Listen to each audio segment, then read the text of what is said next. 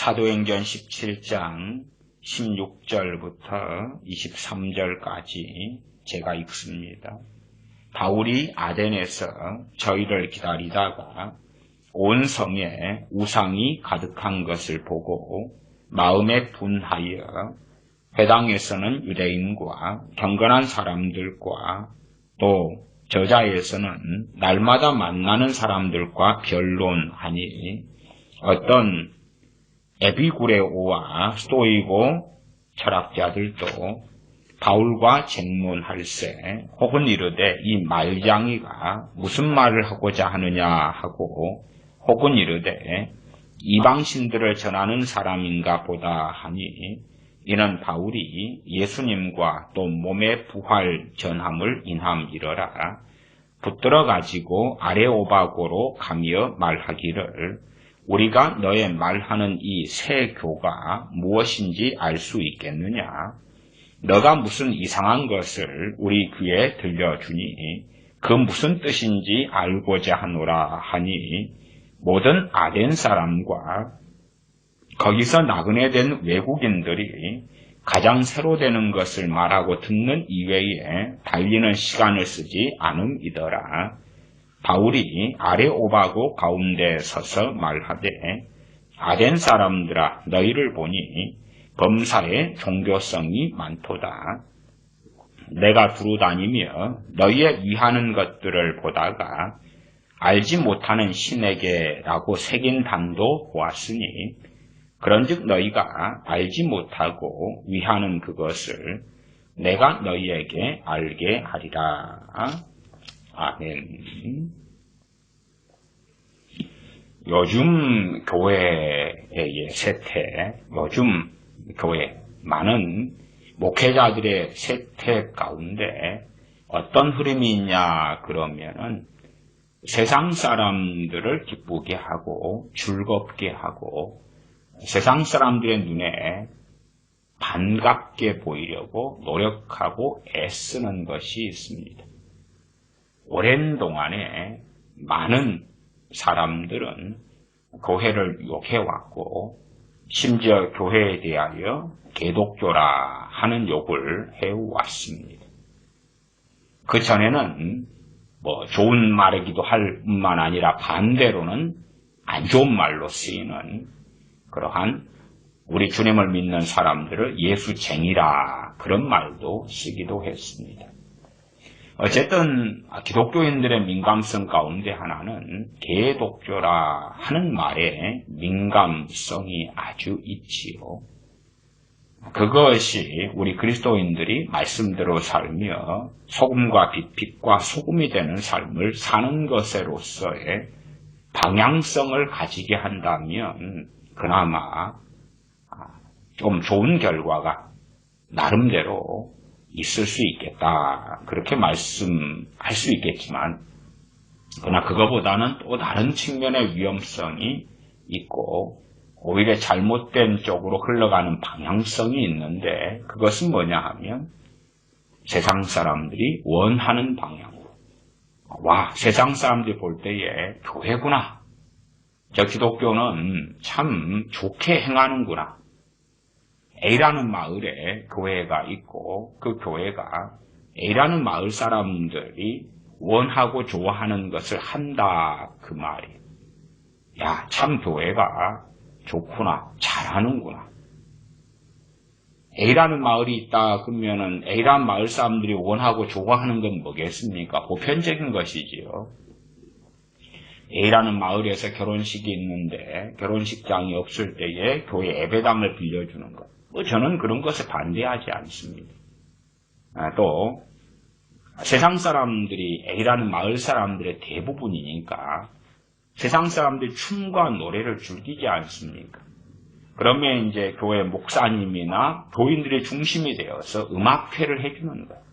댄스도 추고 아이들이 있으니까 아이들 동원해서 말타기 같은 것도 하고 요즘에 유행하는 댄스 가수들의 노래를 교회 아이들이 부르고 그러면 동네 마을의 어른들은 얼마나 기뻐하고 좋아하며 동네 마을 사람들은 참 좋아하겠죠. 또한 축제 문화를 교회가 개최해 주는 것입니다. 바자회 같은 것도 좋겠죠. 교회가 바자회를 해가지고 동네 가난한 사람들에게 바자회에서 모인 돈을 구제금으로 전달하죠. 동네 사람들이 참여하기 때문에 바자회에는 막걸리도 팔면 좋을 것이고 막걸리 안주가 되는 파전도 팔고 그렇게 해서 함께 먹고 마시고 즐기는 파티가 바자회가 될 수도 있을 것입니다. 그런 식으로 이제 교회가 행해 나갈 때에 A라는 마을 사람들은 역시 교회구나 그렇게 합니다. 역시 교회나. 그리고 칭찬하겠죠. 그리고 이제 칭찬하는 사람들 가운데 우호적인 마음을 가지는 사람들은 그러면 나도 교회에 나가줘야 되겠다. 나도 예배에 저 교회 목사가 너무 잘해. 저 교회가 우리 마을에 있어서 너무 잘해주고 있어. 그렇기 때문에 우리도 다녀볼까? 그리고 다니게 된다 그 말이죠. 과연 믿지 않는 사람이 예배당에 와서 예배를 드리는데 그리고 목사는 강단에서 설교하는데 무슨 설교를 해야 될까? 세상 사람, 예수님 안 믿는 사람들이 교회에 우호적인 마음을 가지고 앉아있다 그 말이에요. 무슨 말을 해야 될까? 아니면 그 A라는 마을에서 행사를 할 때에 교회가 주관을 하고 목사님이 주관을 합니다. 그러면 목사님이 이제 그 어떤 모임, 바자회라든지 마을 축제라든지 그런 것 있잖아요. 그런 것을 할 때 목사님이 앞에서 연설을 합니다. 설교는 아니죠. 그것을 주관했던 사람과 주관했던 중심인 교회의 대표로서 이야기를 하는 거예요. 교인들이 아니라 중심이 되는 마을 사람들이 야, 참 말씀 잘하시네. 야, 우리를 즐겁게 하네. 그런 이야기를 목사님은 하실 거고 박수를 받을 거예요. 당연하게 그런 관점이 이어지고 교회 안에서 이제 예배에 동네 마을 사람들이 참여합니다. 과연 목사는 무엇을 설교하게 될까? 혹은 무엇을 설교해 왔을까? 하고 물을 수밖에 없습니다. 당연하게 세상 사람 불신자들이 앉아서 설교를 들을 때에 그럴 때에 부담감이 없고 거부감이 없고 급족하고 기독교 좋구마, 교회 좋구마, 하나님의 말씀이라고 성경에 저런 게 있다는데 안 믿는 내가 들을 때도 좋구만, 옳구만 그렇게 전하게 됩니다. 사실은 이러한 흐름은 상당히 오랫동안 교회 안에서 있어 왔던 것입니다. 사실은 이것은 복음을 전파하는 과정이 아니라 역으로 교회가 세속화되는 과정이었습니다. 물론 제 설교를 듣는 사람 가운데 그런 것에 동의하지 않는 분들도 있으실 거예요. A라는 교회가 그 마을에서 A라는 교회가 그렇게 했기 때문에 그 마을 사람들이 교회에 대하여 개독교라 욕하지 않게 되고 칭찬하게 되고 칭송하게 되었다. 그러면 참 좋은 거다. 참 좋은 교회다. 나도 그 교회 예배당에 예배에 참석해 보았어. 야, 내 자식이라도 그 교회에 보내겠더마. 그러면 얘들아, 나는 아직 그 교회 나가서 예수님 믿을 마음은 없는데 너희들은 가서 교회 다녀라. 나도 아빠도 엄마도 가서 참석해 봤더니 참 좋은 말씀만 하시더라. 대한민국 교회는 정말 오랫동안 이런 방식의 양상을 유지하는 것에 급급했습니다. 제 어린 시절인 과거 70년대 이럴 때의 신앙생활은 80년대를 되돌이켜봐도 사실은 그런 경향성이 목사님들에게 많았습니다. 그렇게 해서 교회는 부흥했는지 몰라도 80년대 말이 되면서 하나님께서는 하나님의 영이 성령의 역사를 한국교회에 대부분 거두셨습니다. 그래서 80년대 말까지의 교회의 예배당과 90년대가 넘어가면서 교회 예배당의 기도의 불과 성령 충만을 받는 일들과 가슴을 치고 회개하며 뒹굴고 통곡하는 일들은 아주 확연한 차이가 있게 열매가 달라졌습니다. 주님을 사랑하는 것보다 우리의 자녀들은 게임을 사랑하고 여행을 사랑하고 맛집을 사랑하고 세상을 사랑하고 자기 배움 만족과 정욕을 위해 살아가는 자녀들로 성장하고 자라서 이제는 그 세대가 청년이 되었고 장년이 되었습니다. 확연히 달라졌어요. 그런 것은 최근에 있었던 양상만이 아니라 정말 오래된 일입니다. 그런 일을 교회가 했을 때 마을에서 칭찬을 받았는데 그럼에도 과거의 세대에는 성령님의 기름 부으심과 역사하심의 은혜가 있어서 교회가 영성을 어느 정도 유지했다면 하나님께서는 언제나 오래 참으시지 않거든요. 언제나 인내하시지는 않습니다. 하나님의 인내에는 끝이 항상 있는 법이고 우리 개인에게든 한 나라에서든 한 지역에서든 한 교회에서든 하나님의 인내의 끝은 반드시 오는 것입니다. 어리석은 사람들은 하나님께서는 영원토록 참으신다. 그런 주장도 합니다. 그러면 왜 대홍수가 있습니까? 왜 예루살렘의 멸망 역사 가운데 여러 차례가 있습니까? 왜 이스라엘을 심판하신 하나님의 심판이 있습니까?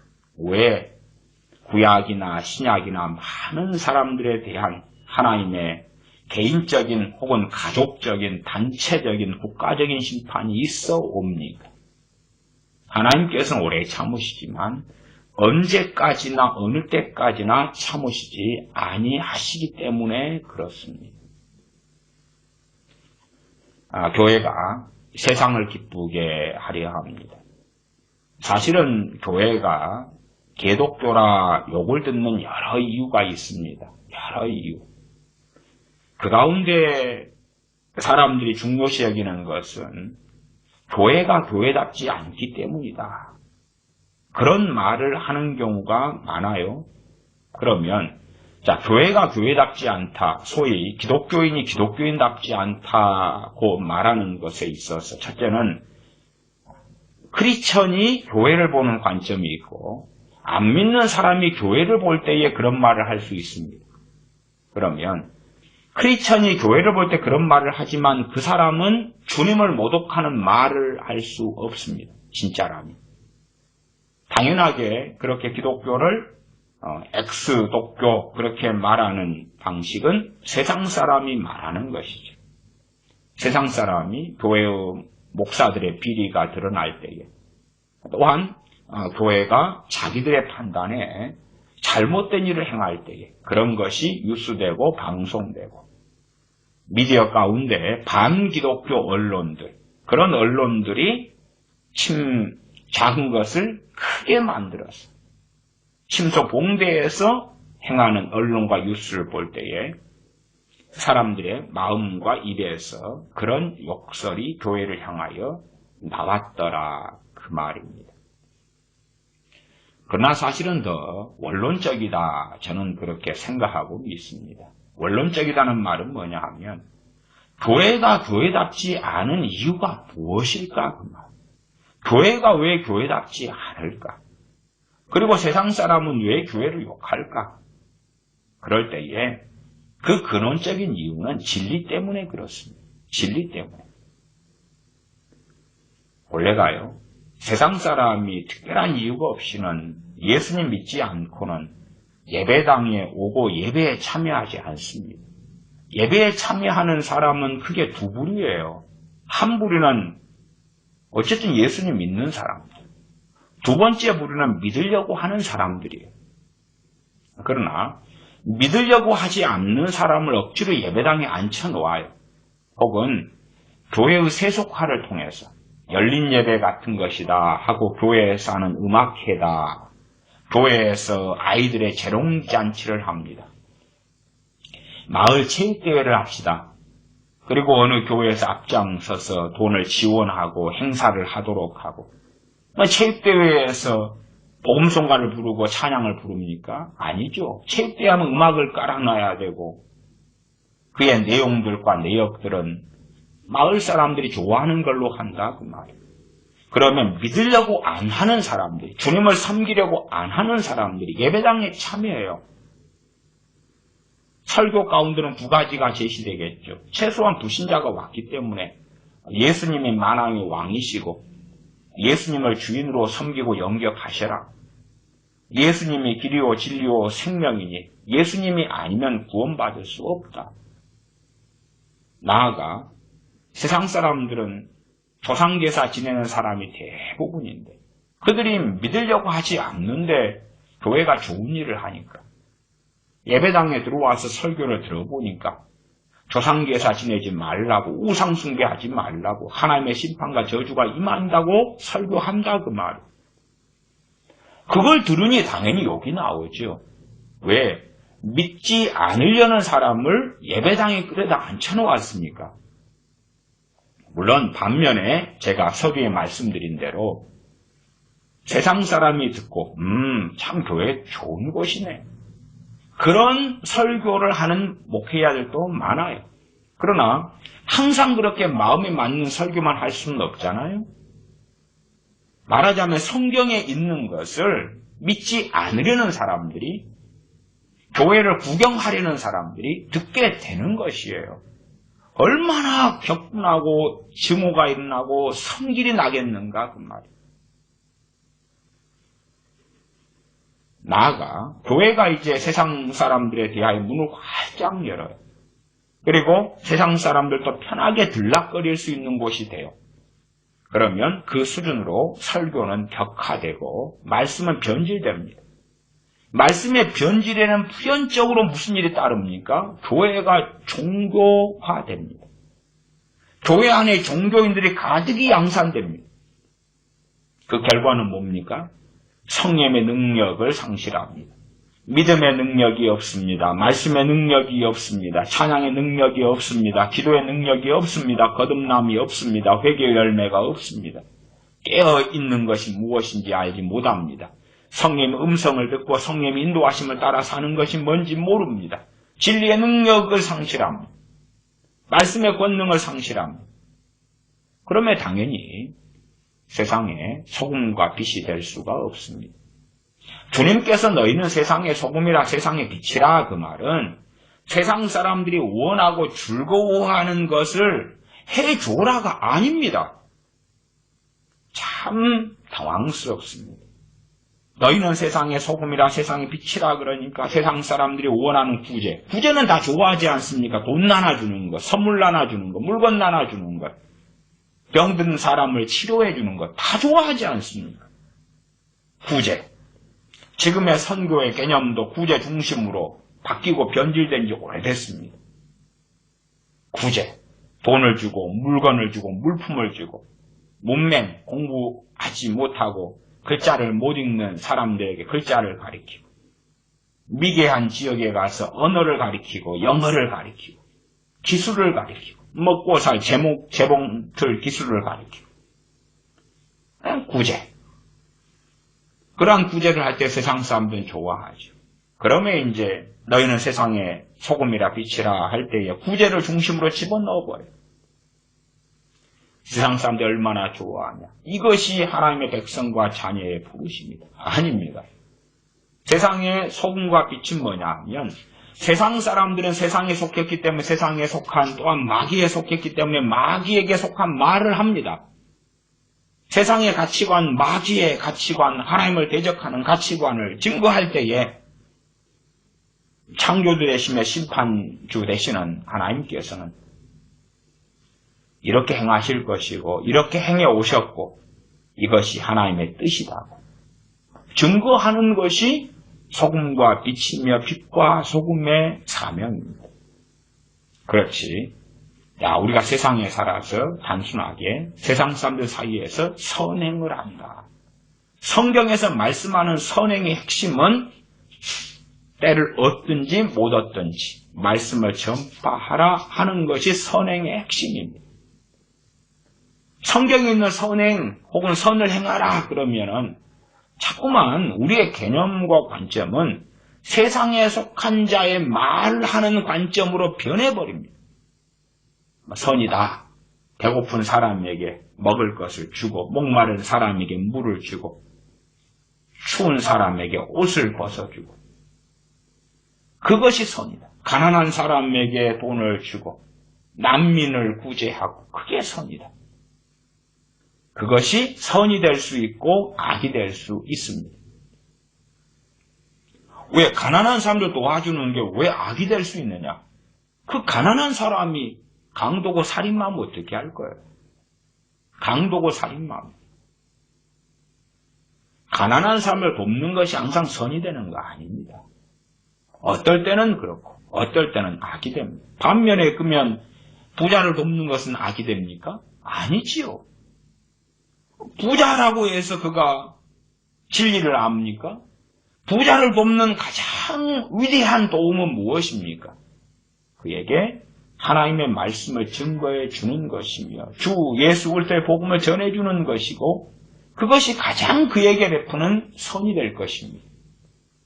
가난한 사람들에게 베풀 선은 부자에게 베풀 선보다 더 많겠지요. 그러나 가장 위대하고 놀라운 선은 우리 주 예수 그리스도의 복음을 바르게 증거해 주는 것이 가장 위대한 선이 될 것입니다.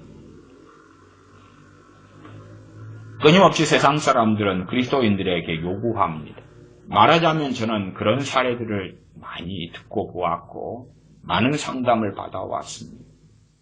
말하자면 한 부부 가정 속에서 한 아내 되는 분이 크리스천이고 남편 되는 분은 넌크리스천 불신자입니다. 어쨌든 남편을 어찌저리 끌고 예배당을 좀 나갔다 그 말이에요. 그러나 그 남편은 예수님 안 믿습니다. 안 믿어도 어떤 사람은 세례까지 받았고 어떤 사람은 집사까지도 되었고 어떤 사람은 그까지는 아니고 다니는 예배당에 출입하는 사람도 있고 안 하는 사람도 있더라고요. 많은 사례에서. 어쨌든 이제 문제는 뭐냐 하면 남편이 끊임없이 아내에게 요구한다는 사실입니다. 대부분의 공통적인 사례입니다. 말하자면 아내가 믿기 때문에 그리고 예배당에 몇 번 왔다 갔다 했거나 다니고 있기 때문에 남편은 대부분이 더 악해지더라 그 말이죠. 더 악해져. 이상하죠? 일단은 제가 경험하고 상담하고 많이 겪어온 사례들로 말씀드리는 것입니다. 굉장히 더 악해지더라 그 말이에요. 왜 악해지냐? 어쨌든 예배당에 가면 설교 가운데 대표적인 주제 중에 하나로서 사랑에 대한 설교를 듣습니다. 그러면 남편은 점점점 이기적이 되고 완악하고 자기 멋대로 행하면서 크리스찬인 아내에게 사랑을 요구하더라 그 말이에요. 심지어는 자기가 멋대로 하면서 아내가 자기가 시킨 대로 하지 않으니까 네 예수가 그렇게 하라고 하더냐? 혹은 너 목사가 그렇게 하라고 하더냐? 하고 공격합니다. 너가 믿는 그 예수가 그렇게 하라고 하더냐? 내가 시킨 대로 하라고 했지 않더냐? 내가 원하는 대로 다 주라 그러지 않더냐? 사랑하라고 하지 않더냐?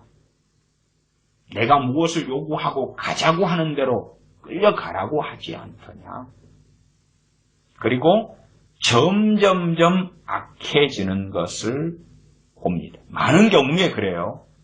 예외가 있고 소수는 같이 예배당에 나가서 주님 믿는 사람이 되더라 그 말이에요. 그건 소수고 예외고 다수는 일단은 제 목회 경험 속에서나 크리스천으로 살아온 삶 속에서는 안 그렇습니다. 심지어는 남편이 예를 들어 남편이라고 예지를 삼았고 반대로 아내가 될 수도 있어요. 부모가 될 수도 있고 자식이 될 수도 있습니다. 남편이 심지어 교회의 집사가 되었고 장로가 되었고 심지어 목사까지 됐습니다. 목사까지. 아내가 열심히 써가지고 전에 서정희 씨하고 서세원 씨처럼 목사만 되면 될 줄 알고 목사까지 만들었다 그 말이에요. 그런데 세상 사람과 똑같거나 더 악하더라 그 말.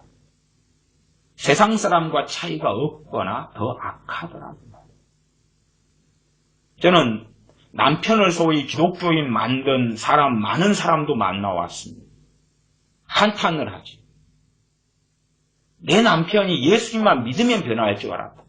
그러나 예수님 믿는데 변하지 않더라. 예수님만 믿으면 변할지 알고 소망을 삼았는데 믿어도 안 변하고 심지어 장로까지 되었는데도 전혀 변하지 않더라. 그래서 소망이 없다. 어떻게 하면 좋을까요? 하는 많은 상담을 받아왔습니다.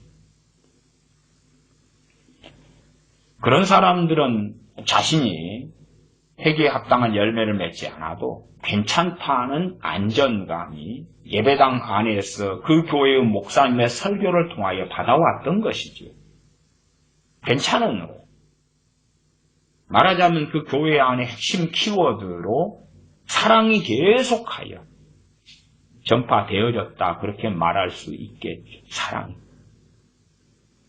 사실은 우리가요. 성경 66권에서 사랑이란 단어 하나 가지고 쫙 검색을 해보면요. 그렇게 생각외로 우리가 볼 때는 창세기부터 계시록까지 사랑으로 꽉 찼을 것 같은데 별로 많지 않습니다. 별로 많지 않아. 사랑에 아주 몰입해버린 사람은 66권이 다 사랑으로 찬 것처럼 믿고 주장하면서 펼쳤는데 객관적으로 성경을 볼 때에 그렇지 않은 걸 보고 놀라기도 합니다. 그리고 일부러 외면합니다. 왜? 자신은 사랑에만 몰두하고 싶으니까. 어떤 목사님은 사랑 설교만 계속 하셔요. 그래서 목사님, 왜 성경에 있는 주제를 공평하게 또한 최소한 분량별로 평등하게 다루지 않습니까? 분량별로에 그건 그 평등은 공의의 개념입니다. 왜 그렇지 않고 그냥 마치 성경 안에 사랑만 있는 것처럼 설교하십니까? 물을 때 그렇게 답변하시더라고. 나는 사랑 사명이라고. 사랑 사명이기 때문에 사랑만 전한다고. 그분의 성경은 사랑에 관련한 성경 몇 개만 빼놓고 나머지는 다 삭제하고 빼버리고 제거하고 없애버린 거죠. 자신이 사랑 사명이라고. 그런 분도 계시더라고요. 정말 진리가 바르게 증거될 때에 어떤 유명한 가수, 기독교인 애는 전도 세미나 같은 거 다니면서 말씀을 바르게만 전하기만 하면 듣는 사람들이 다 예수님 믿게 된다는 허황되고 허구적인 걸 전하고 그런 주장을 또한 상당히 유명한 많은 목사님들이 강단에서 하고 있는 걸 저는 확인해 왔습니다. 그러면 어떻게 주님께서 배신을 당하시며 어떻게 십자가에 달리시겠습니까? 또한 진리를 바르게 증거했던 구약의 선지자들이 왜 죽임당함에 핍박을 당합니까? 왜 사도들이 복음을 바르게 전합니까? 사도들 같이 주님의 사랑에 매여 불타올랐던 사람들이 어디 얼마나 있었겠습니까? 사도들이 복음을 가감했겠습니까? 가감하지 않았지요. 사도들이 복음을 섞었겠습니까? 그럴 리가 없지요. 우리가 사도행전을 볼 때에 많은 사건들을 확인할 수가 있습니다.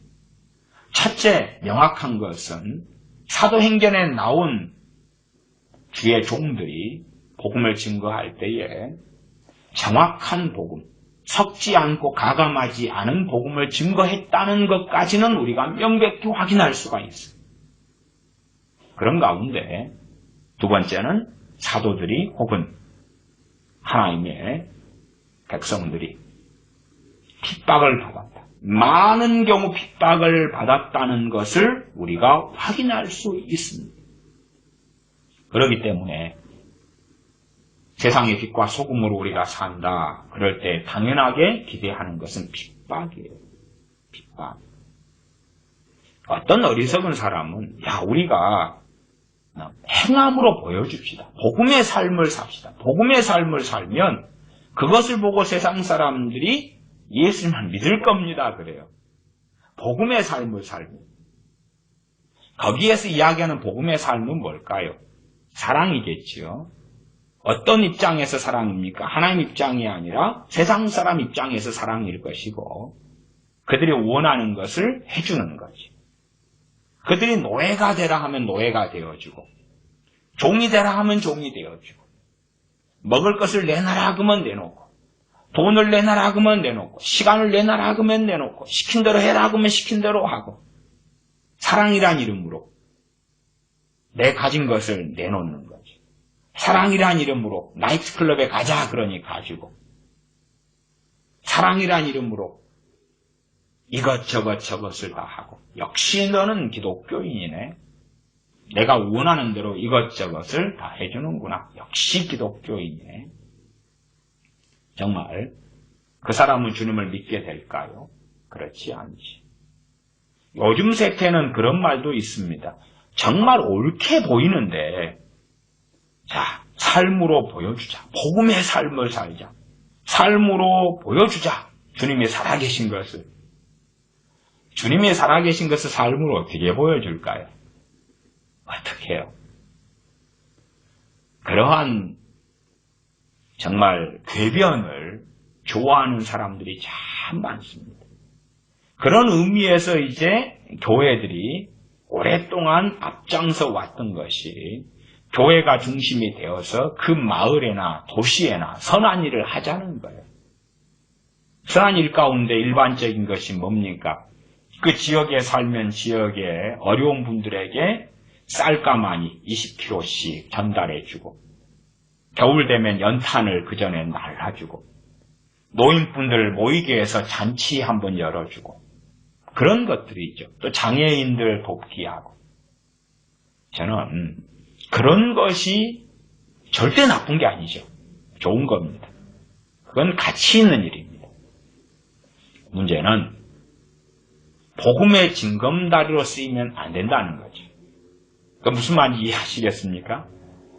장애인들을 도와주니까 복음의 징검다리로 전도하는 용도로는 저는 안 된다고 말씀드리는 거예요. 장애인들을 도와주니까 장애인들이 당신들 이러이러하게 쌀가마니 주고 이렇게 도움을 줍니다. 언제 예배가 있으니까 함께 갑시다. 도움받는 장애인들이 도움받는 걸 볼모로 잡혀서 예배당에 가서 예배를 드린다. 그럴 때 과연 강단에 선 목사는 강단에 선 그 설교자는 가감하지 않은 복음을 증거하게 될 것인가? 아니면 그 장애인들이 듣기에 귀를 즐겁게 하고 좋게 하고 기쁘게 하는 이야기를 증거할 것인가?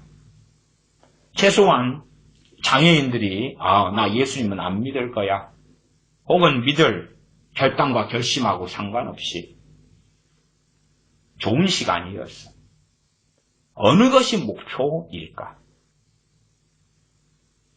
그런 의미에서 안 믿는 사람들이 지금까지는 정말 많이 예배당에 출입하게 되어져 왔습니다. 예배당에 출입하게 되었으니까 손에 성경은 한 권씩 다 가지고 있었겠죠. 그리고 성경을 펼쳐보거나 안 믿는 사람 입장에서 설교를 들어보았겠죠. 진리는 뭘 이야기해야 합니까? 하나님 말씀은 과연 하나님의 백성에게 66권을 통하여 무엇을 말씀하시고 계시냐 그 말이에요. 요즘 시대에는 크리스천들도 싫어하는 말씀이 그 말씀이더라고요. 주님께서 부모나 형제나 처자나 자매나 전토나 나보다 더 사랑하는 자는 하나님 나라에 합당하지 않다. 주님께서 나보다 더 너 부모를 사랑하고 나보다 더 너의 처자식을 사랑하고 나보다 더 너의 가족을 사랑하고 나보다 더 전토, 돈을 더 사랑하고 나보다 더 성공을 사랑하고 하나님 나라에 합당치 않다는 것은 하나님 나라가 안 맞고 하나님 나라에 들어올 수 없다 그 말이에요. 요즘에는 기독교인들이 정말 싫어하더라고요. 불신자는 당연히 싫어하죠. 안 믿는 사람은 당연하게 그것을 들으면 역시, 그리고 나오는 말이 엑스독교네 하는 이야기가 튀어나와요. 미친놈들 집단이네 하고 튀어나옵니다. 그런데 크리스천들도 싫어합니다. 왜 싫어합니까? 그 말씀을 들을 때에 걸림이 되기 때문에 그렇죠. 그 말씀이 들을 때에 해당이 되기 때문에 그렇죠. 해당이 되지 않으면 심령 깊은 곳에서 아멘이 나오겠죠. 그러나 해당이 되니까, 걸려버리니, 걸림돌이 되니까 내가 사랑하는 많은 것 중에서 그 중에 하나가 주님이 되면 된다, 이걸 듣고 싶은 거죠.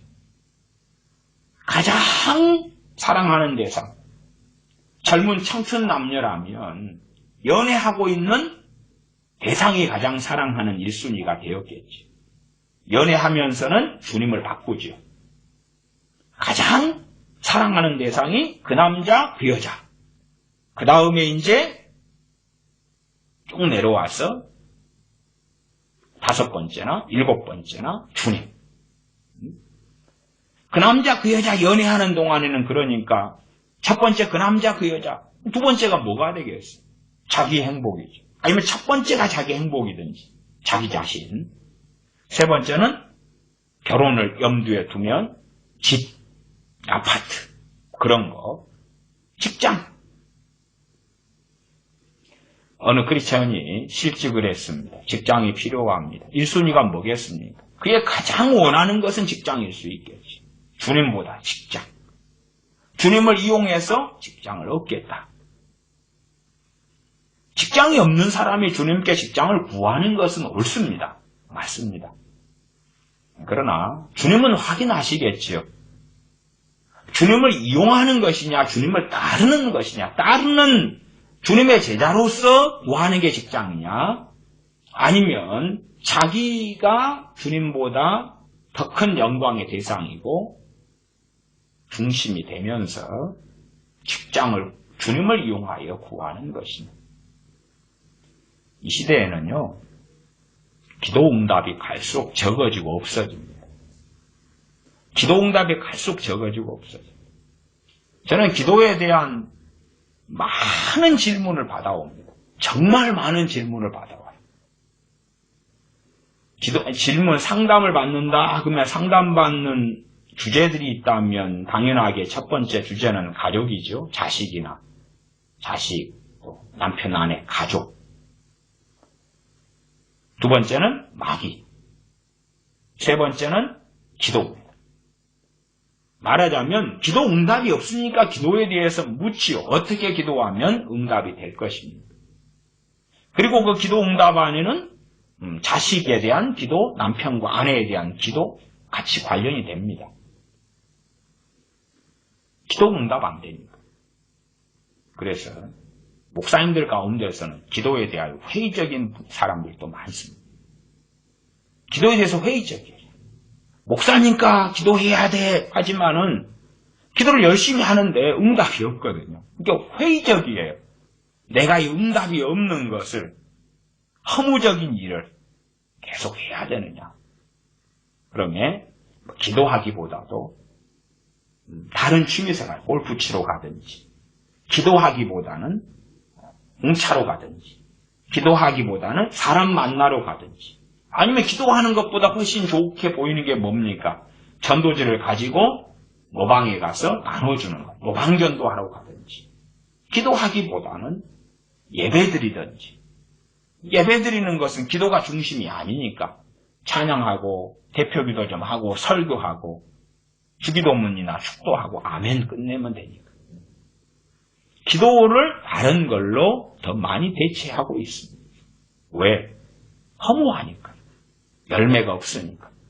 기도가 응답되지 않으니까. 예외는 존재하겠습니다만은 생각해 보십시오. 주님이 1순위가 아닌 사람들에게 주여라고 기도하고 응답받겠다 하지만 과연 주님은 그 기도에 응답하시겠느냐 그 말이지. 주님은 그 사람의 심령을, 아버지 하나님은 그 사람의 뱃속을 감찰하시지 않느냐 그 말이에요. 전능하신 아버지 하나님 부르면서 기도하지만 전능하신 아버지 하나님께서 1순위가 아니신데, 우리 주님께서 1순위가 아니신데 응답하시겠느냐 그 말이죠. 그러면 기도 응답의 핵심에는 당연하게 전능하신 아버지 하나님께서 첫 자리냐, 우리 주님께서 첫 번째 자리냐 하는 것에서 좌지우지됩니다. 그러나 사실은 기도에 대하여 묻는 많은 크리스천들, 기도응답 받지 못하는 많은 기독교인들, 그들은 그것을 인식하지도 않고, 그럴 수도 있지. 주님보다 더 사랑하는 많은 대상이 있어도 주님의 순위에 좀 밀려있기는 해도 3순위, 4순위, 5순위, 6순위, 7순위, 심지어는 어떤 집에서는 강아지 다음 하나님. 과거에 어느 시어머니가 그랬다 그래요. 시어머니가 과거에는 함께 살았기 때문에 며느리한테 나는 몇 번째인 줄 아냐. 그리고 친구들한테 이야기했다 그래요. 며느리한테 나는 8번째다. 7번째는 뭔데, 당시에는 이제 애완견처럼 이렇게 걔가 귀했던 시절은 아니에요. 옛날이니까. 30년 전 그런 이야기입니다. 7번째가 강아지고, 요즘에는 강아지가 아마 1순위인 경우도 있습니다. 심지어 어떤 분은 첫 번째가 멍멍이, 두 번째가 남편, 세 번째가 자식, 이런 경우도 있고요. 첫 번째가 멍멍이, 두 번째가 자식, 세 번째가 아내, 남편, 그렇게 해서 내려오는 경우 많습니다. 물론 요즘에는 이제 부모나 이런 경우가 순위권에 상당히 앞에 있는 건 어렵지요. 과거 유교 사상이 아주 많았을 때야 자식보다 부모가 더 앞에 있었고요. 유교 사상 같은 것이나 부모 공경이 사라져버리면 부모는 윗자리는 안 됩니다. 저 밑바닥으로 떨어지죠. 떨어지는데 요즘에는 강아지나 애완견이 상당히 치고 올라와서 상위권에 있습니다. 어쨌든 하나님은 제일 밑에, 제일 밑에. 어떤 분이 제 목회할 때 교회에 함께 다니셨는데 그분들 가운데는 개를 정말 끔찍이 사랑하고 키우는 분들이 있었어요. 그래서 어느 때는 예배드리다가 뛰쳐나가는 거예요. 왜 뛰쳐나가냐 그러면 설교가 길어지니까 개 똥 누여줄 시간이 돼버렸어요. 똥 누여줄 시간이 됐어요. 개도 변비가 있는 개들이 있는 모양이에요. 똥 누여줄 시간에는 그냥 있으면 못 누고 개가 어떤 산책을 시키면서 어느 코스를 가야지 똥을 눈대요. 어느 나무 밑에. 그 시간을 맞추지 않으면은 개가 응아를 해야 되는데 그걸 못 누는 것 때문에 고통스러워한다. 그래서 설교가 길어지니까 슬그머니 일어나서 나가시죠. 개 똥 누여야 되니까. 그러면은 이제 그렇게 편의상 말씀드릴 수밖에 없죠. 하나님보다 개가 앞섰다. 그렇게 말할 수밖에 없죠. 극단적인 사례입니다. 하나님께서 보실 때에 하나님께서는 과연 그 사람에게 있어서 첫 번째 자리냐? 실제로 사람들은 그렇게 안 하려고 합니다. 나보다 더 부모나 형제나 자매나 처자나 전토를 사랑하는 자는 하나님 나라에 합당치 않다. 싫어합니다. 불신자들이 그런 이야기를 들었을 때는 노발대발하지. 노발대발해.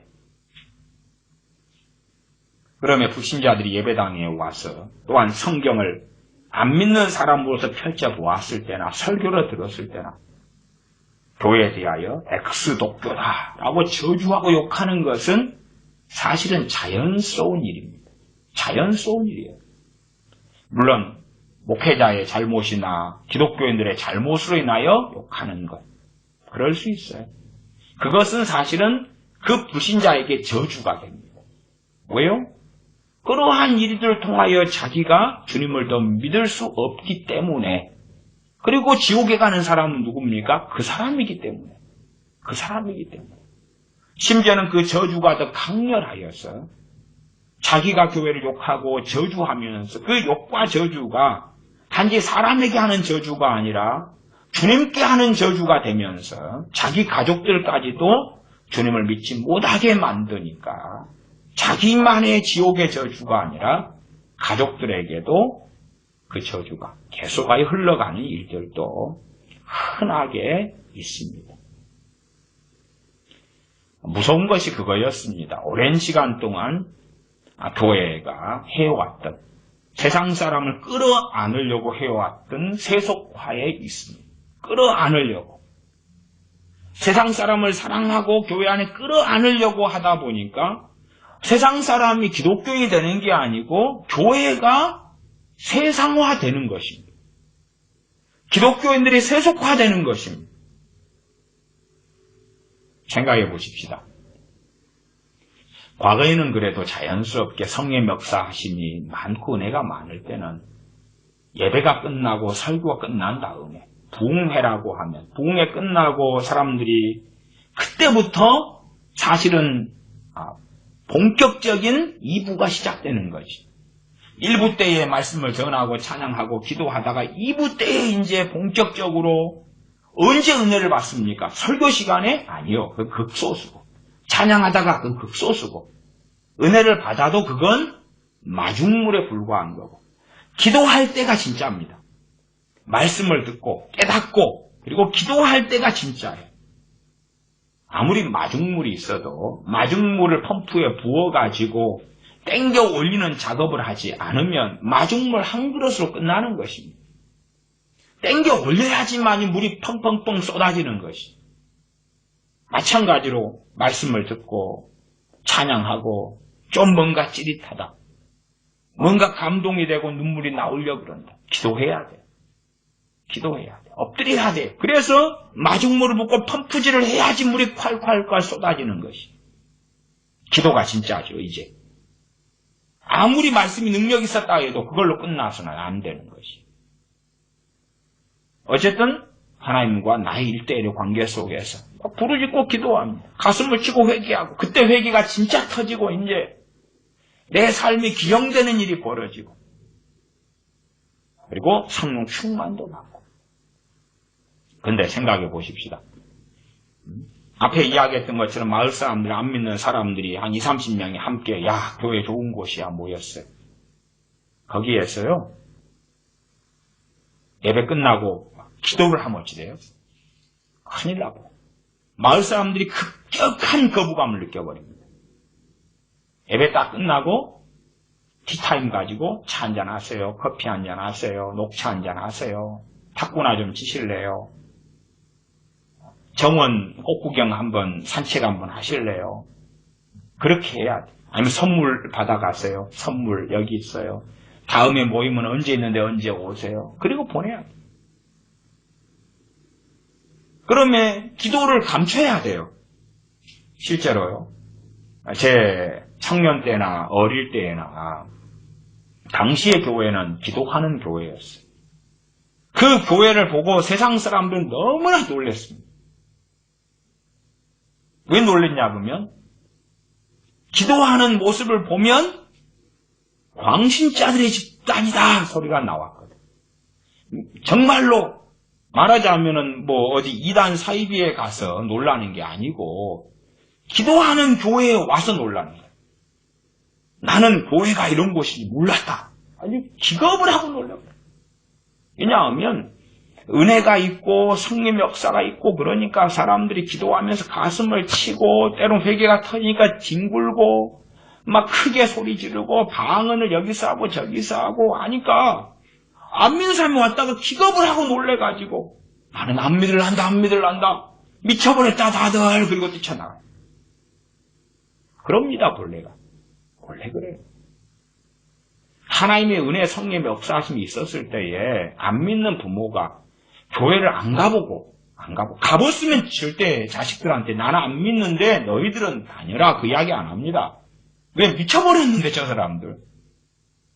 생각해 보십시오. 마가의 다락방에서 120명이 모여서 전혀 기도하기에 힘씁니다. 그래도 유대인들은 기도하는 사람들이고 하나님에 대한 신앙과 믿음이 있었고 성전이 있었기 때문에 그나마 나았을지 몰라도 이방인들이 볼 때는 어떻게 됐을까요? 120명이 전혀 기도하기 힘쓰는데 며칠간 그래요? 열흘이나 그래요, 열흘이나. 저 광신자들의 집단, 그러죠. 이제는 교회는 기도 소리를 없애갔습니다. 부르짖는 기도, 간절한 기도 안 합니다. 목회자들부터 하지 마라 그럽니다. 왜 그렇습니까? 그 예배당 안에요, 불신자들이 함께 있기 때문에 그렇습니다. 불신자들이 기독교인이라는 너울을 쓰고 종교인이 돼가지고 안에 상당수가 들어왔습니다. 그렇기 때문에 그들은 간절히 하나님을 찾는 모습을 보면 급격한 거부감을 느낍니다. 그래서 좋아하는 것이 침묵 기도입니다. 침묵. 조용하게 앉아있다. 물론 길게는 안 합니다. 침묵 기도하고 잔잔한 음악 틀어주고 5분. 그 안에 어지간하면 다 끝냅니다. 가만히 묵상합니다. 생각해 보십시다. 저는 로마 가톨릭을 공부하려고 가톨릭 미사에도 참여해보고요. 가톨릭 성당에도 종종 다녀보고요. 그들의 문헌들도 돈 주고 사보고요. 그럽니다. 왜? 모르면서 이야기할 수 없으니까. 특별히 목회자로서는 더 연구해야 될 필요가 있어서 알고 공부하고 관찰하고 가톨릭 사람들과 만나서 물어보고 어떤 생각을 가졌는지 그런 것을 그래도 한 30년 정도는 그런 관찰을 하고 만나보고 살펴보고 해왔던 것 같습니다. 그러면 여러분이 가톨릭 성당에 가신다 그러면은 대표적인 것 중에 하나가 그렇습니다. 기도한다 그럴 때 다 조용하지. 다 조용. 적막강사 무덤처럼 변합니다. 그러지 간절히 하나님을 찾는 기도가 어디 있습니까? 없습니다. 그거 없습니다. 조용한 경건성. 가짜 경건인데 그 속에 있습니다. 조용한 무덤처럼 적막강산이 됩니다. 소리도 사람들이 함부로 내면 안 되죠. 조용하게 앉아서 가만히 있다가 나갑니다. 그러나 하나님의 은혜가 주어지면 그리고 강하게 부어지면 사람은 그렇게 있을 수 없어요. 사람은 감정적인 존재로 하나님 만드셨기 때문에 은혜를 부어주시면 두 가지가 동시에 벌어질 때가 많아요. 하나는 회개, 자기 죄에 대한 아픔과 통곡, 통회와 해방된 기쁨과 환희. 두 가지가 공존해요. 한쪽은 아프면서 한쪽은 시원해지는. 그리고 그 은혜가 크면 클수록 표현이 나타나요. 신체나 감정이나 눈물에나 몸짓에나 바디랭귀지나 때론 가슴을 치고 뒹굴고 그래요. 그러면 안 믿는 사람이 볼 때에 야 이상하다. 저 사람들이 이상하다. 그러면 교회는 그런 것을 자제시켜요. 그 자제시킨다는 것이 성령님을 떠나가게 하시는 건 줄은 알지 않아요. 그 자제시킨다는 것이 성령의 역사하심에 대해 거부하는 것이라는 것을 이해하지 못해요. 그러나 자제시키는 것이 모양이 좋아요. 왜냐하면 세상 사람들도 편하게 거기에 있을 수 있으니까 그래요. 찬양도 찬송가 중심에서 복음송가 중심으로 바뀌어갑니다. 복음송가도 리듬이 좋은 복음송가. 심지어 아이들, 청년들이 앞에서 율동하고 춤추는 복음송가. 그래야지만이 안 믿는 사람들도 그 복음송가를 부를 때에 편안하거든요. 첫째는 자기가 즐겨 듣는 세상 음악하고 리듬이 별 차이가 없어요. 사실은 세상 음악은 가사는 중요하지 않으니까 리듬이 중요한 음악으로 한국의 세상 음악은 변해왔잖아요. 차라리 과거에 가사가 중요했던 건전가요는 그나마 좀 낫는데 지금은 훨씬 더 심각해졌단 말이에요. 세상 사람들이 익숙한 음악적 리듬. 그러면 편안한 것이 편안하게 앉아있다가 편안하게 예배당을 나가고 다음 주에도 와야지. 그리고 다음 주에 올 수 있는 예배, 올 수 있는 설교란 말이에요. 그러나 불신자라도 사실은 두 부류가 있는 것이 한 부류는 주님을 믿을까 하고 오는 부류와 그럴 마음이 없는 부류. 믿을까 하고 오는 부류는 극소수이고 어쨌든 그런 부류들에게 하나님께서는 그 중심을 보시고 은혜를 베푸셔요.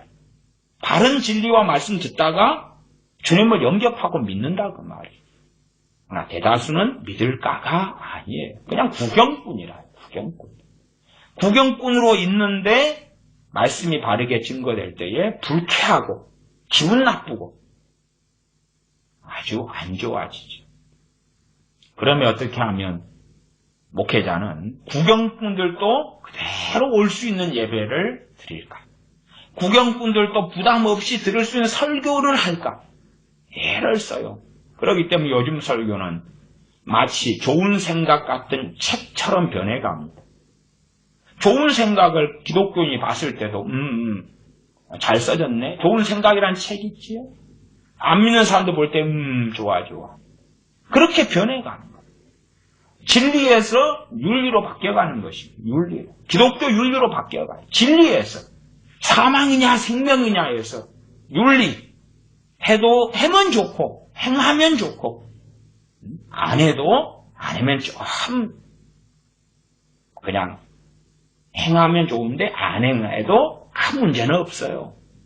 그러나 그래도 도덕적으로 도의적으로 안 행하면 좀 그렇지 않아요? 할 정도의 약간의 껄쩍지근함만 최대한 주려고 하는 노력 속에 들어갑니다. 그것이 오랫동안의 한국교회 안에서 벌어져 왔던 일이고 심지어는 이제 지금 시대에는 더 강렬하게 되었습니다. 과거에서부터 제가 해왔다고 했어요. 교회나 목회자들이. 지금 시대에는 더 세상 사람들에게 욕듣기 싫고 세상 사람들이 원하는 기독교를 만들어 가고 있어요. 왜 초대교회가 중세교회가 되고 초대교회가 신앙과 믿음과 말씀을 버리고 로마 가톨릭이 되었느냐? 그 이유예요. 역사는 반복되는 것입니다. 로마 사람들이나 세상 사람들이 원하는 기독교로 바꿔준 거예요. 바꿔줘. 한국교회는 그런 과정을 오랫동안 거쳐왔고 지금은 더 강렬해요. 그래서 세상 사람들에게 엑스독교라는 말을 듣지 않으려고 소위 양심적인 많은 목사들이 애를 쓰고 있어요. 그러려면 교회 중심에는 말씀을 증거하는 것보다 구제하는 걸로 바뀌는 거. 돈을 나눠주고 노숙자에게 밥을 주고 장애인들을 돕고 노인분들에게 잔치를 해주고 그런 걸로 교회가 바뀌면 되는 거예요. 결혼식 짱으로 내어주고 결혼식을 치를 수 없는 사람들에게 준비를 다 해주고 제공하고 그렇게 하는 곳으로 바뀌면 칭찬을 들어요. 그리고 설교도 그에 맞추어서 바꾸어 가는 거예요. 그래서 안 믿는 사람들 결혼식을 목사가 치루어 주죠. 물론 저는 그거에 대해 반대하진 않아요. 안 믿는 사람 결혼식 주례도 목사가 할 수 있지요. 문제는 그러한 것이 중심적인 교회의 코드로 바뀐다는 거예요. 그건 심각한 문제가 있는 거예요. 미국이나 유럽 교회는 목사가 이제 동성애자들 주례까지 서줘요. 왜? 동성애자들 주례를 서준다는 사람이 없으니까. 아니면 너무 소외된 자로서 짠하고 불쌍하니까. 그래서 남자와 남자, 여자와 여자를 부부로서 주례를 서주는 거예요. 그렇게 한 징검다리 한 징검다리를 밟아가면서 변해오는 거예요. 그러면 소경되고 눈이 가리워지면 성경을 보아도 보지 못해요. 보아도 보지 못해요. 눈이 가리워지면 그래요. 제가 사도행전의 본문을 정하고 함께 몇 절을 읽었습니다. 사도행전 17장에서 읽었지요. 그것은 그냥 편의상 한 본문을 정한 것이고 사실은 우리가 함께 전체 보셔야 되고 생각하셔야 되는 것은 사도행전 전체예요. 전체. 사도행전에서 하나님의 종들이 복음을 바르게 증거했을 때에 대부분은 핍박을 받았다는 것이 환영을 받은 게 아니라고 말이에요. 그 다음에 핍박의 정도도 달라요. 어떻게 다르느냐? 가장 심한 것은 죽여버리죠. 단지 엑스독교 이야기가 아니라 엑스독교하고 사실은 멈추는 것은 대한민국의 법이 사람을 보호하고 있기 때문에 그렇지. 그러나 법이 보호하지 못하는 세상과 나라, 상황, 처지라면 충분히 죽여버릴 수 있겠지. 단지 그러나 도덕적인 문제라면 죽일 수는 없잖아요. 도덕적인 문제라면 어떻게 죽여요? 생각해 보십시다. 한국에 있는 유명한 교회들이 목회자 세습한다 그래요. 그건 알아서 하세요. 내 문제는 아니니까. 세습한다. 그것이 말씀대로 맞냐 틀리냐 할 때에 성경 그 간단한 답을 주지 않아요. 틀리다 하는 답도 안 주고 옳다 하는 답도 안 줘요. 코에 걸면 코걸이, 귀에 걸면 귀걸이에요. 제사장들은 다 세습되었지요. 선지자들은 세습되지 않았어요. 그렇지? 달라요. 대제사장 세습되었지요. 혹은 유다 지파에서 왕이 났을 때 왕은 세습되었지요. 단순한 답은 없어요. 어쨌든 자, 세습됐다고 합시다. 그러면 이제 교회를 세습한 걸 가지고 불신자들이 욕을 해요. 불신자들이 세습한 교회에 가서 명성교회 이번에 김사만 그 양반 그 목사님 교회 자식 세습했는데 일반 법정이 그거 불법이다 그랬던가요? 그래서 그거 세습 안 된다 판결 내렸던가요? 어쨌든 이야기 듣습니다만은 어쨌든 세상 사람이 명성교회 가가지고 세습했어 그리고 칼로 찔러 죽이거나 총으로 쏴 죽이거나 돌로 쳐 죽이거나 그럴 수 없지요. 그럴 수 없어요. 심지어 세습하는 건 나 반대다 그런 기독교인이 일어나가지고 죽여버린다? 그건 잘못이라고 생각할지 몰라도 죽일 죄까지는 아니잖아요. 죽일 죄까지는 아니잖아요. 왜 그러면 성경에서 복음을 듣고 사람들이 죽여버리냐고 말이에요. 왜 죽여버리냐고 말이에요. 진리이기 때문에 그러죠. 항상 교회는 핍박받아 왔어요. 핍박을 면하려면 간단해요. 세속화되면 되는 거예요. 그거야 다 답은 하나밖에 없어요. 세속화된 핍박은 면하는 거예요. 그러지 어리석은 사람들은 빛과 소금이 되면 핍박이 면한다 그러는 거예요. 주님이 빛과 소금 아니셨어요? 선지자들이 빛과 소금 아니셨어요? 주님의 사도들이 빛과 소금 아니었어요? 누가 빛과 소금이 아니었나요? 우리 같은 사람하고는 비교할 수 없이 100배, 1000배, 10,000배의 빛과 소금이었어요. 엘리야 선지자가 빛과 소금이 아니었나요? 예레미야 선지자, 이사야 선지자가 빛과 소금이 아니었나요? 하나님의 사람들은 다 우리하고 비교할 수 없이 빛과 소금이었어요. 그들은 핍박을 받았는데 진리 때문에 그래요. 하나님의 뜻 때문에 그래요. 하나님의 말씀 때문에 그래요. 오히려 핍박이 있는 교회가 정상이다라고 말할 수밖에 없는 거예요. 사도행전 17장을 좀 살펴보기 전에 14장을 보겠습니다. 14장 21절부터 보겠습니다. 사도행전 14장 21절부터입니다. 복음을 그 성에서 전하여 많은 사람을 제자로 삼고 루스드라와 이고니온과 안디옥으로 돌아가서 제자들의 마음을 굳게 하고 이 믿음에 거하라 권하고 또 우리가 하나님 나라에 들어가려면 많은 환난을 겪어야 할 것이라 하고 당시의 시대가 주님을 믿는 기독교 신앙을 인정하지 않은 시대와 세대와 문화와 가치관과 그러한 나라였기 때문에 그렇지. 그러면 하나님의 나라에 들어가려면 많은 환난을 겪어야 할 것이다. 신앙의 자유가 있는 나라에서 내 환난은 당시에보다는 덜할 것입니다. 더군다나 자유민주주의 국가에서 예수님 믿는 사람이 환난을 겪어도 그것보다는 덜할 거예요. 유럽에 있는 자유민주주의 국가들 가운데서 동성애 합법화가 된 나라들이 있어요. 그리고 이제 동성애는 죄다라고 목사가 설교하니까 두 가지 일이 주로 벌어지죠. 벌금형이 때려지고 감옥에 갇히고. 그러나 죽지는 않잖아요. 감옥에 가둘 때 되면 그냥 간수들이 와서 몽댕이로 때리고 고문하고 인두로 지지고 그러나요? 안 그러잖아요. 얌전하게 데려갔다가 감옥에 가둔 다음에 밥 잘 주고 운동도 시켜주고 심지어 용돈도 주고 기술도 배우게 하고 그러지. 과거에 일제시대의 마지막이었을 때에 신사참배 반대한다고 가둔 다음에 당시에 감옥에서 밥을 주는 것 이런 건 별로 없었거든요.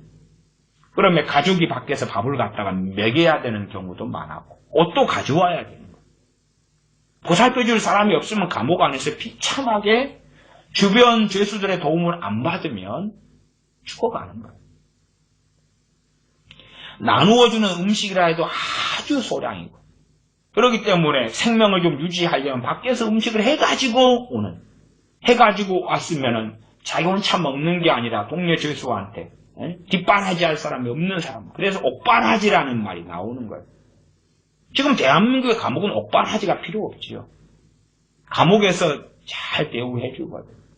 공부도 할 수 있고 대학도 다닐 수 있고 감옥에서 신학교도 다닐 수 있어요. 어쨌든 그런 곳하고 당신은 틀리다 그 말이에요. 그래서 당신은 당연하게 더 명백하고 그리고 이 말씀은 본질적으로 시대를 막론하고 그래요. 왜냐하면 우리가 하나님의 말씀 진리를 전하며 진리 안에 사는 것이 중심이라면 우리가 하나님 나라에 들어가려면 많은 환난을 겪어야 할 것이야. 환난 가운데 첫 번째는 뭐라고 말해도 저는 가족 안에 있는 환난이라 말씀드릴 수밖에 없어요. 가족 안에 있는 환난. 부부라면 자기가 첫 번째 사랑의 대상이 되고 싶어요. 상대방에게. 자녀들도 마찬가지예요. 부모도 마찬가지예요. 온 가족이다. 주님을 첫 번째로 모시고 섬긴다면 트러블이나 싸움이나 다툼은 최소한으로 줄어들 거예요. 그러나 일반적으로 그렇지 않아요. 더군다나 가족 안에 믿는 사람, 믿지 않는 사람도 많고 다 믿는다 해도 육적인 사람, 영적인 사람이 섞여 있고 육적인 사람이 더 많고 그러니까 육적일수록 각자가 자기가 1등의 자리를 차지하고 싶어해요. 요즘 시대에는 1등, 자기가 1번이에요. 젊은 세대들은 결혼해서 애도 안 낳는다 그러잖아요. 왜? 자기가 1등이 되려고 그러는 거예요. 1등이. 자식에게도 빼앗기지 않겠다. 과거의 세대에는 자식이 1순위예요. 그래서 결혼해서 애를 낳은 다음에는 남편 아내보다 자식을 더 앞세우죠. 지금은 이제 지금 세대는 자기가 1순위. 어쨌든 간에 이 싸움은 끊이지 않아요. 그래서 주님에 대한 순종과 헌신을 사람이 빼앗아가고 그 자리를 차지하려고 그러기 때문에 당연하게 극심한 환난을 겪죠. 중동이라는 이슬람 나라 지역들이라면 말할 수 없겠죠. 말할 수 없겠죠. 공산국가에서는 공산주의 정권이 1순위가 될 것이고 김정은이라면 자기가 1번이 되도록 요구할 것이고 북한이라는 사회에서 기독교인이란 김정은이가 1순위가 되기를 원하는데 거기에 따르는 모양을 취하지 않는다면 그 환난이란 말할 수 없겠지. 어쨌든 어느 시대나 이 말씀은 진리인데 그럼에도 시대에 따라서 약하거나 강하거나 하는 강도가 있고 그나마 자유민주주의 국가에서는 더불어 보호받는 가운데서 제일 환난의 강도가 약하다. 그렇게 말할 수 있어요. 물론 자유민주주의 국가인 대한민국 안에서도 각 가정마다 상황은 다르죠. 우리가 하나님 나라에 들어가려면 많은 환난을 겪어야 할 것이라. 그리고 당시에 초대교회는 많은 환난을 겪었습니다. 우리 현 시대의 크리스천이 겪는 것하고는 상상할 수 없이. 그러면 환난을 안 겪으려면 어떻게 하면 됩니까? 환난을 주는 그 대상에 대하여 굴복하면 될 거 아니에요. 로마 황제에게 굴복하면 될 거 아니에요. 우상을 섬기라고 절하라고 하면 절하면 될 거 아니에요. 세상은 항상 교회를 굴복시키려 합니다. 세상은 항상 그 세상 뒤에 누가 있습니까? 이 세상은 적그리스도 사탄이 통치하는 세상의 개념으로 제가 쓰고 있는 겁니다. 그 세상 불신자들의 뒤에는 마귀가 있습니다. 그들은 교회를 정복하려 합니다. 야, 너희 그대로 예수님 믿어도 돼. 천주교 가면 예수님 안 믿습니까? 믿습니다. 믿어요. 그게 사람들 끌어모으는 핵심이죠. 하나님 안 믿습니까? 믿습니다. 알맹이나 바꾸는 거죠. 너희들 예수님 믿어도 돼. 그런데 우리가 원하는 기독교로 너희들 바꿔야 돼. 우리가 핍박하지 않도록 너희들 바꿔.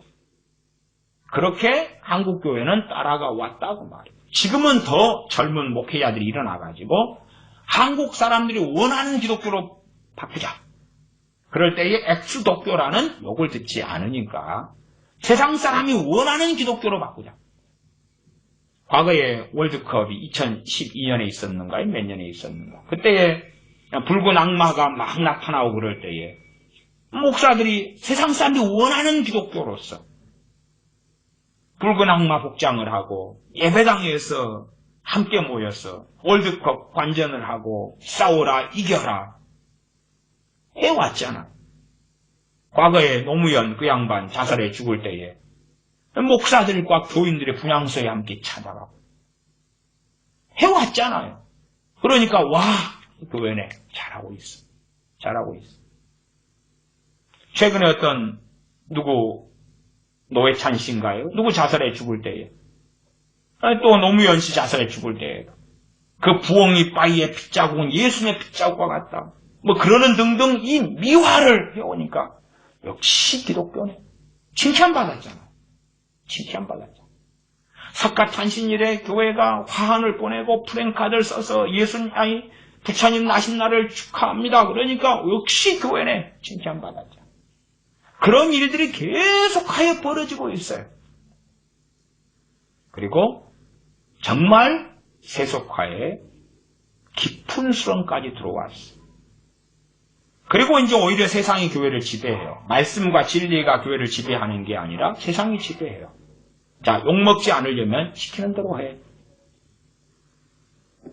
저는 어쨌든 친일파가 되었고 토착외구가 되었습니다만 역사적인 객관적인 이야기를 해도 일본의 경제적 도움을 받아서 정말 한국이 잘 살게 된 거예요. 일본이 일제시대 때 한일합방했다. 잘못된 것이지요. 잘못된 건 잘못된 거고 잘한 건 잘한 거고 독도를 자기 땅이라고 우기면 아이 그러지 마.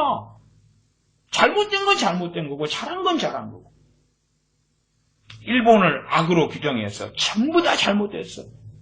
그러면 상식이 없는 거다고 말해. 상식이 없는 거야. 우리 기독교인들은 그러면 안 돼. 기독교인들. 아니, 일본의 기독교인이 적습니다만은 정말 구원받은 하나님의 백성들 가운데 일본 사람이 있고 한국 사람 가운데 그런 사람이 천국에서 만날 때에 한일 대항전 축구를 하겠어요? 하나님의 백성은 그러면 안 돼. 그러나 이제 세상 사람이 원하는 방식으로 가다 보니까 요즘 한국 교회는요, 반일 운동의 선봉장이 돼주는 교회들과 목사들이 나타나요. 일본 제품 불매 운동에 목사들이 앞장서는 거예요.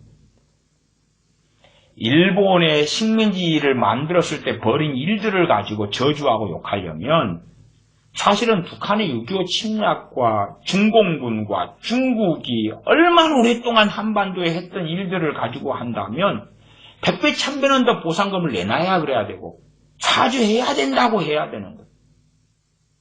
일본 같은 경우는 공식적으로 30번 정도나 공개적으로 일본이란 국가가 사죄를 해왔고 1965년 보상금을 내왔고 경협자금을 80년대 대왔고 기술협력을 해왔고 이제 포스코를 세우는데 무료 기술 이전해서 해왔고 경제협력을 통하여 함께 해와서 일본의 도움을 통하여 대한민국 굉장히 잘 먹고 잘 살게 되었어요. 물론 일본만의 도움은 아니에요.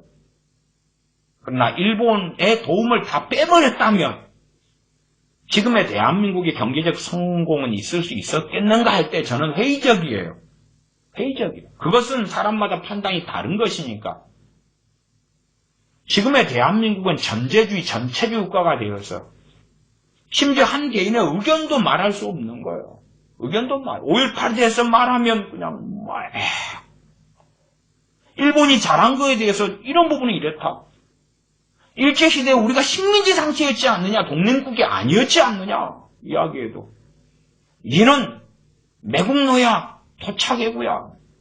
제가 그것 때문에 욕 드는 것만 한 200명, 200개 이상, 명은 아니고, 그쪽 패거리들이 전략적으로 그러더라고요. 이게 영어가 이렇게 많고, 계속 그런 게 있어요. 어쨌든 그쪽 패거리들이, 제2의 드루쿵이 지금 있잖아요.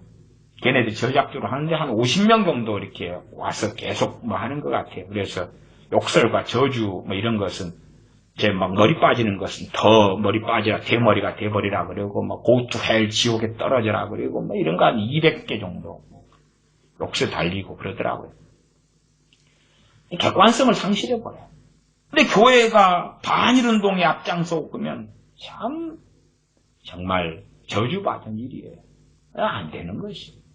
또 저주받은 일이었다 그랬더니 또 모니터링 하는 사람이 있더라고. 제 설교를 모니터링 하는 그쪽 좌파애들이 있어요. 그래가지고 또 역시 도착해보다운 발언이었다. 그럴지도 모르겠네요. 17장으로 가겠습니다. 그래서 설교가 기니까 뒤쪽쯤 와가지고 모니터링 하기에는 지겨울 텐데 17장 16절입니다. 17장 16절부터 본문을 읽었으니까 조금 읽어가며 설명하고 말씀 마무리해 갑니다. 바울이 아덴에서 저희를 기다리다가 온 성에 우상이 가득한 것을 보고 마음에 분하여 회당에서는 유대인과 경건한 사람들과 또 저자가 시장거리입니다. 날마다 만나는 사람들과 변론하니. 그러면 사도 바울이 당연히 사랑으로 했겠죠. 그냥 분노는 분노했어요. 우상들 때문에. 변론을 듣고 난 다음에 회개가 터지고 예수님 믿게 되고 그런 거 아니에요. 사람은 그런 단순한 존재 아닙니다.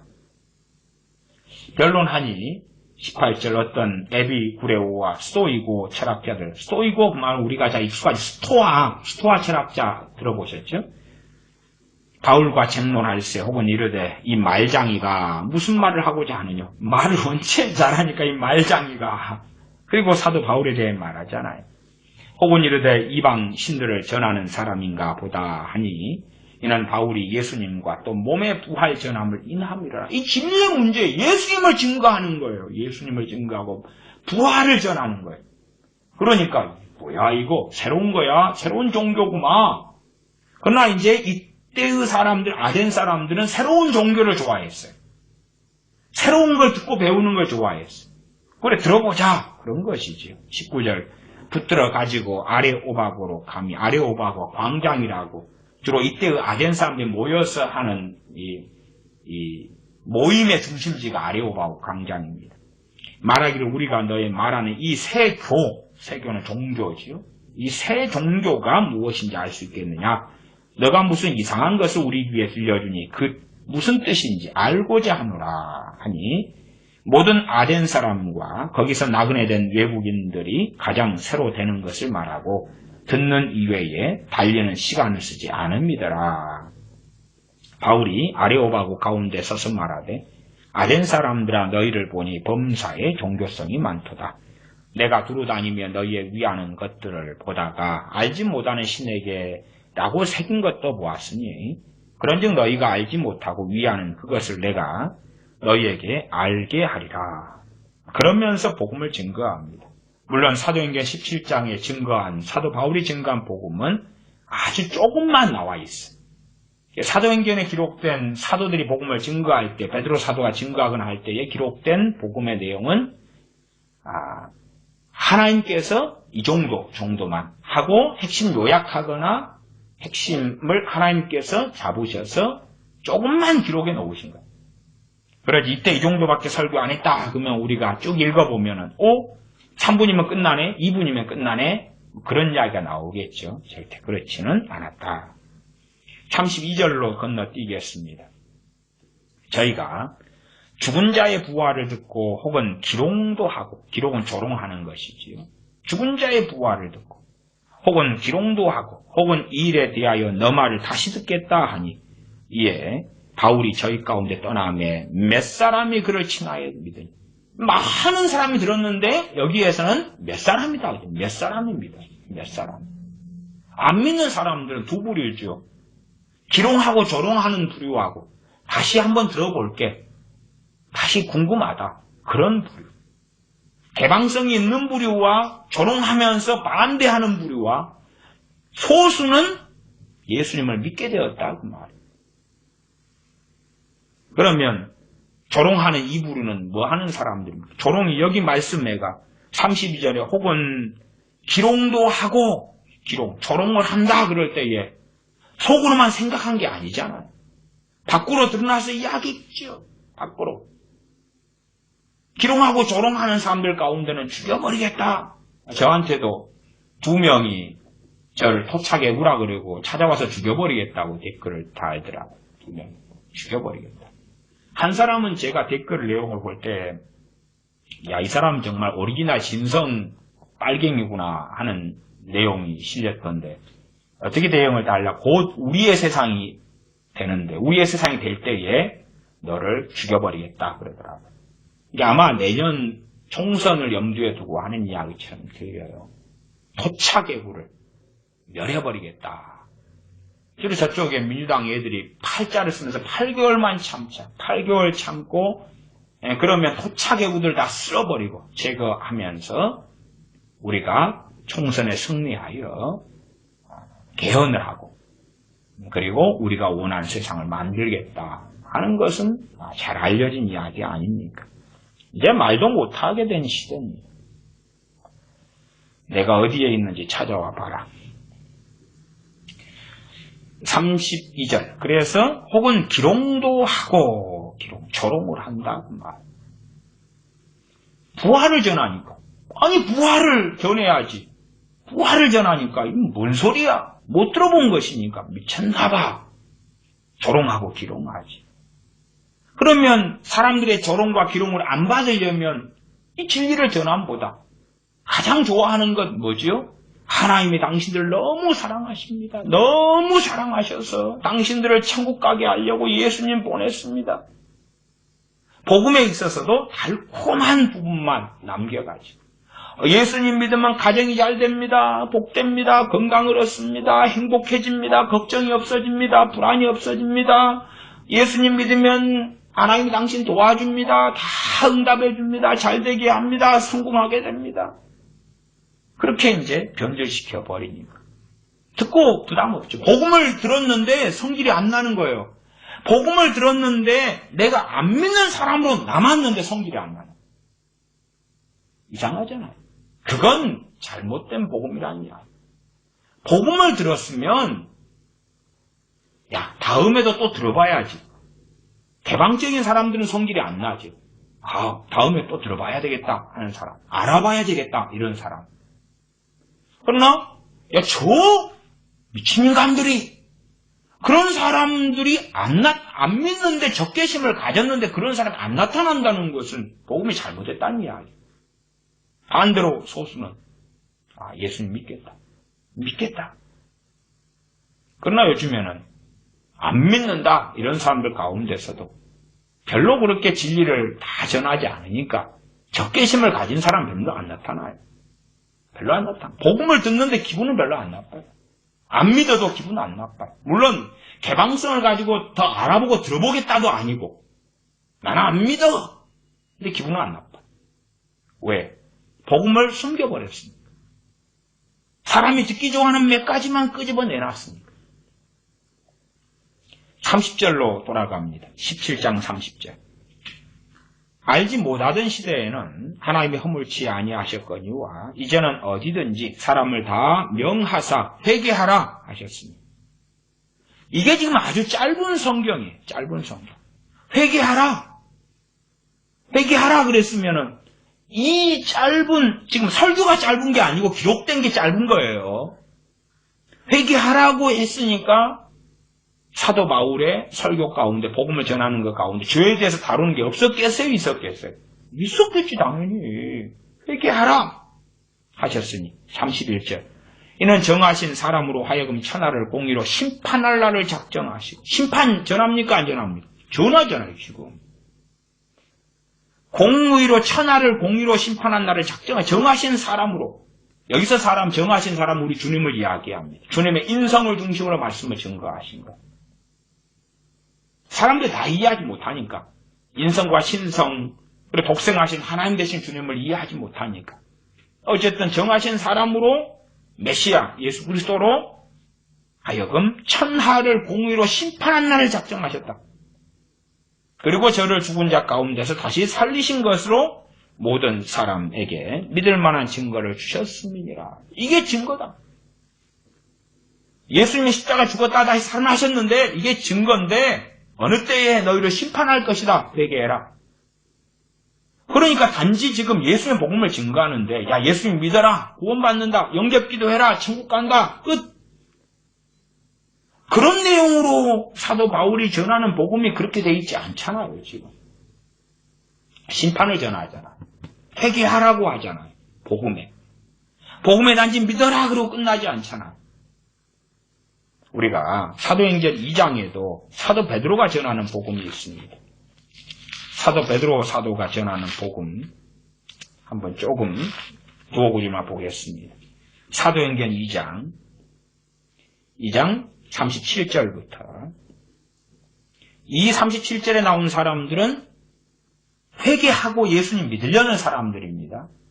37절 저희가 이 말을 듣고 마음에 찔려 베드로와 다른 사도들에게 물어가로되 형제들아 우리가 어찌 알고 하거늘 베드로가 가로되 너희가 회개하여 각각 예수 그리스도 이름으로 세례를 받고 죄사함을 얻으라. 그리하면 성령님을 선물로 받으리니 너희가 회개하여라고 이야기하잖아. 회개하여 이야기하잖아. 의뢰인들은 회개에 대하여 꽤 익숙합니다. 너희가 회개하여 그래요. 지금 여기서 전한 설교도 조금만 하나님이 남겨둔 거예요. 안 그러면 당시의 설교를 다 기록하려면 성경의 분량이 뭐 얼마나 되겠어요. 상상을 못하죠. 그러면 조금 남겨놓은 거예요. 회개하라고. 그래서 사람들은 사도들의 설교를 듣고 회개도 하고 예수님도 믿고 그렇지 않은 사람들은 죽창을 들고 찔러 죽이려고 하는 공산당 애들처럼 변했다고 말. 돌로 쳐서 어떻게 하면 죽여버릴까 그러고 달려들었다고 말. 유대인들 같은 경우는 회개하지 않으면서 사람을 선동하는 사람들이 또 많았죠. 어떤 소수의 유대인은 예수님 믿고 다수는 주로 안 그랬어요. 물론 복음을 증거한 중심은 유대인들입니다. 유대인들의 사도들. 유대인으로 이 땅에 오신 우리 주님. 유대인들인 선지자들, 이 구약의 사람들이죠. 교회가 핍박을 피하려 하면 방법은 하나입니다. 세속화되면 되죠. 가정 안에서 핍박을 피하려 그러면 남편이든 아내든 자식이든 부모든 1순위로 섬겨주면 되는 거예요. 핍박을 피할 수 있는 거예요. 그러나 그 사람의 신앙은 무너져 가고야 마는 것이죠. 점점 세속하는 급속이 일어납니다. 세상 사람들이 원하는 기독교를 요구하고 세상 사람들이 원하는 기독교가 되기 위하여 종교 혼합과 종교 통합으로 가는 것입니다. 그때의 세상 사람들 더 많이 모여들겠죠. 더 많이 모여들겠죠. 로마 가톨릭의 사람들이 10억 명이 넘지 않습니까? 왜 이 많은 사람들을 모아들였습니까? 하나님의 말씀 66권의 절대성을 없애버렸기 때문에 그렇지. 그러면 그냥 형식만 남아있고 진리와 알맹이는 사라졌어요. 그렇기 때문에 로마 가톨릭인으로 사람들은 남아있고 또 많이 들어오는 것입니다. 종교적 행위들만 남겨놓으니까 편한 것입니다. 교회도 그렇게 변해오고 변질되어오고 하나님의 말씀은 이제 귀히 여김을 받지 못하는 시대가 되었습니다. 그리고 이 성경 안에서 목사들은 세상 사람이나 불신자들도 기분 나빠하지 않을 말씀 일부만 발췌하고 선택해서 또한 교회 안에 있는 세속적인 사람들도 좋아하는 성경, 종교인들도 좋아하는 성경, 불신자들도 좋아하는 성경, 또한 그 성경의 해석을 내어놓고 함께 잔치하고 파티하고 즐거워하고 축제를 보내는 시대가 되었습니다. 기도하겠습니다. 아버지 하나님, 우리가 점점 말씀을 등한히 하고 말씀에서 떠나가고 세상 사람들에게 말씀을 감추고 세속화된 교인들이나 세속화된 기독교인들, 세상 사람들을 교회 안에 불러들이고 그들이 들어도 괜찮게 들리는 성경 구절과 성경 해석으로 가득 채우고 그러한 종교화 속에 세속화 속에 우리가 또한 교회가 달려감에도 불구하고 아무런 문제를 느끼지 못하고 문제의식을 가지지 못하고 많은 사람만 예배당 안에 끌어들이고 많은 사람만 기독교인으로 서명만 받으면 충분해. 이것이 부흥이고 이것이 하나님께서 원하시는 거고 세상 사람들이 좋아하는 모습과 모양과 행위를 하면서 세상 사람들에게 칭찬을 받는 것이 하나님을 기쁘시게 하는 것이야 하고 구제에 힘을 쓰기도 합니다. 어디서 어디까지 잘못되어 왔는지 분별하지 못하고 알지 못하고 기준은 세상 사람들이 원하고 좋아하는 것을 해주는 교회가 되는 기준으로 어리석게 살아가고 멸망의 길로 들어가고 종교 혼합과 종교 다원주의 길을 걸어가면서도 인식하지 못합니다. 그 징검다리가 말씀을 버려버리는 것인지 우리는 다시 하나님의 말씀을 존중하고 말씀에 귀를 기울이고 또한 하나님의 백성과 자녀로 산다는 것은 진리를 타협하지 않고 말씀을 바르게 증거하고 믿음으로 세상이 핍박할 수밖에 없는 사람, 세상이 조롱할 수밖에 없는 사람인 것을 알게 하여 주시옵소서. 우리 주 예수님의 이름으로 기도하옵나이다. 아멘.